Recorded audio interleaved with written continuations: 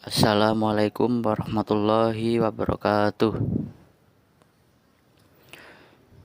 Alhamdulillahirrabbilalamin. Kita akan lanjutkan materi akidah akhlak kelas 7 kali ini dengan tema sifat-sifat Allah dan pembagiannya. Sifat wajib dan mustahil bagi Allah Subhanahu wa ta'ala. Zat yang paling sempurna dan suci dari segala sifat tercela hanyalah Allah Subhanahu wa ta'ala. Dialah yang maha kuasa atas segala ciptaannya yang ada di langit dan di bumi, bahkan seluruh alam semesta ini. Sifat kesempurnaannya dan kesuciannya dari segala yang tercela.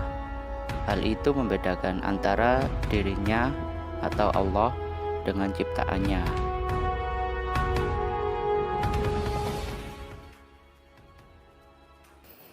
Sifat-sifat Allah yaitu sifat-sifat yang mutlak harus ada pada zat Allah, yang menunjukkan kesuciannya dan kesempurnaannya.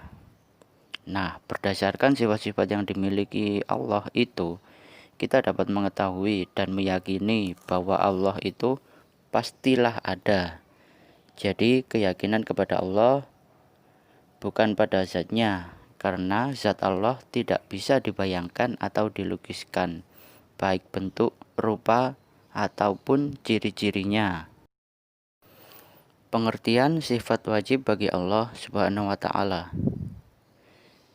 Sifat wajib itu adalah sifat yang pasti ada pada zat Allah Subhanahu wa ta'ala.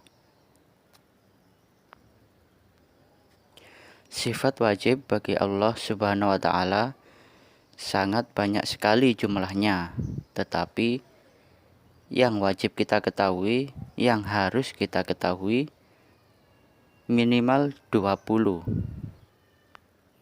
Nah, apa saja ke-20 sifat wajib itu? Mari kita dengarkan berikut cuplikan pujian sebelum adzan yang biasanya ada di desa-desa kita masing-masing.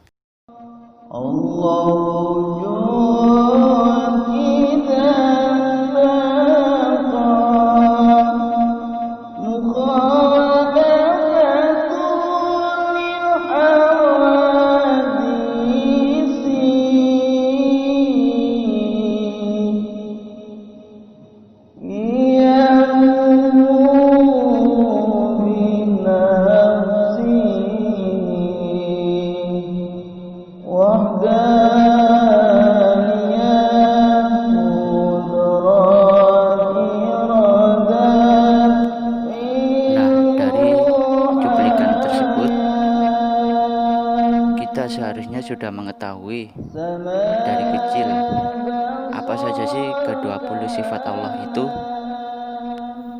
Sekarang kita tingkatkan lagi pengetahuan kita dan pengalaman keberagamaan kita.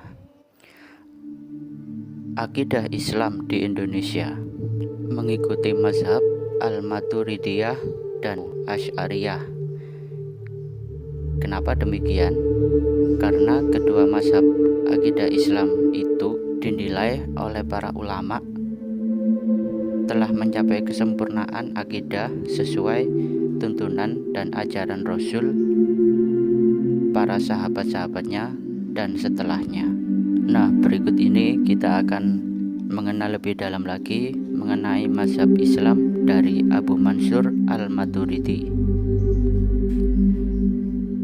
Ke-20 sifat wajib itu dikelompokkan menjadi 4 kelompok, yakni yang pertama, kelompok sifat nafsiyah. Sifat nafsiyah ini hanya ada satu, yakni wujud. Wujud artinya ada. Wujud Allah ini dapat dibuktikan dengan keberadaan alam raya. Kita berkeyakinan bahwa alam raya itu pasti ada yang menciptakan atau ada yang mengadakan. Artinya, tidak mungkin ada dengan sendirinya. Sama halnya diibaratkan dengan ada sebuah meja atau bangku. Nah, meja atau bangku itu pasti ada yang menciptakan. Tidak mungkin ada dengan sendirinya secara langsung. Yang kedua, sifat salbiyah.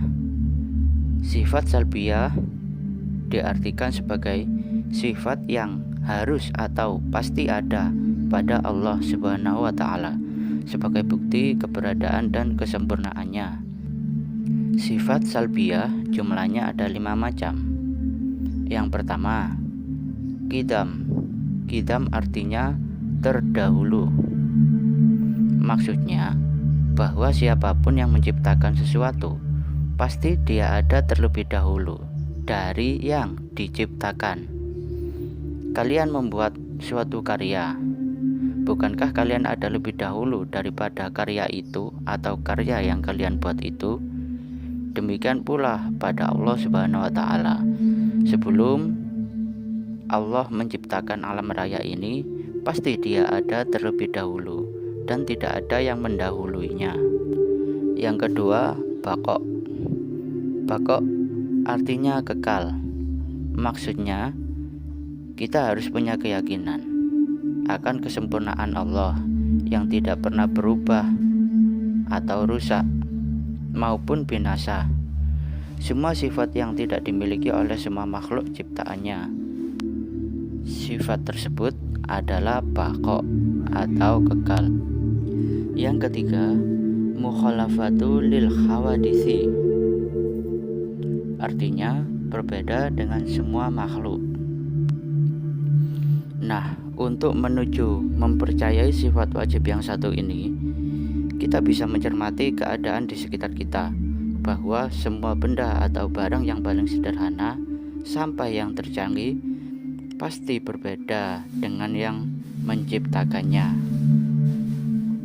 Contoh, manusia menciptakan robot yang sangat canggih, bisa berpikir, bisa bertindak selayaknya manusia.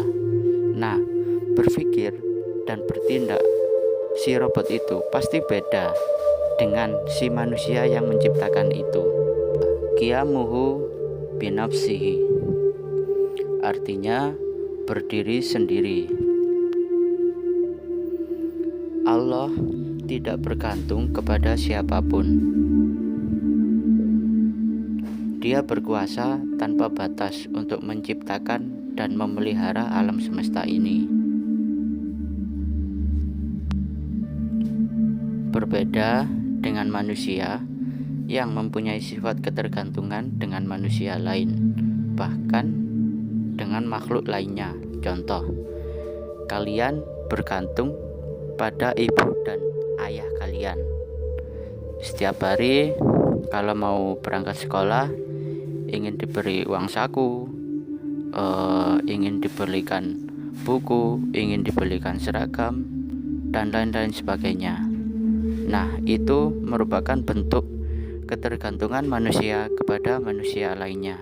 Nah, sedangkan Allah itu tidak bergantung kepada siapapun, karena Allah Maha berkuasa atas semua itu, dan kuasanya tidak ada batas di dalam menciptakan, memelihara alam semesta ini.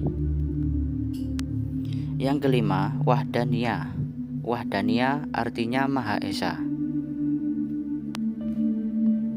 Selanjutnya ada kelompok sifat ma'ani. Sifat ma'ani diartikan sebagai sifat wajib bagi Allah yang dapat dilogikakan oleh akal manusia dan dirasakan oleh panca indera, sehingga keberadaannya bisa diyakinkan kepada orang lain. Sifat ma'ani Allah ini ada 7 macam. Yang pertama, qudrah. Qudrah diartikan sebagai maha kuasa. Yang kedua, iradah, maha berkehendak. Yang ketiga, ilmu, artinya maha mengetahui. Yang keempat, hayat, artinya maha hidup. Yang kelima, sama, artinya maha mendengar. Yang keenam, basor, maha melihat. Yang ketujuh, kalam, artinya maha berfirman. Selanjutnya kelompok sifat ma'nawiyah. Ma'nawiyah diartikan sebagai sifat yang bersandar pada sifat ma'ani atau tidak dapat berdiri sendiri, karena setiap ada sifat ma'nawiyah, ada pula sifat ma'ani. Sifat ma'nawiyah ini ada 7 macam. Yang pertama, qadiron, artinya maha kuasa atas segala sesuatu. Yang kedua, muridan, artinya maha berkehendak. Aliman, maha mengetahui atas segala sesuatu. Yang keempat, hayan, artinya maha hidup dan tidak akan pernah mati. Yang kelima, sami'an. Sami'an artinya maha mendengar atas segala sesuatu. Yang keenam, basiron. Basiron diartikan sebagai maha melihat atas segala sesuatu. Yang ketujuh, mutakaliman, artinya maha berbicara. Nah, saya kira cukup sekian pertemuan kali ini. Berikut ini rangkuman dari sifat wajib bagi Allah, yakni ada 4: sifat nafsiyah, salbiyah, ma'ani, dan sifat ma'nawiyah.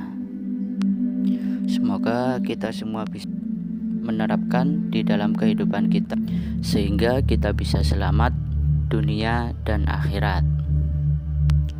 Akhirul kalam, wassalamualaikum warahmatullahi wabarakatuh.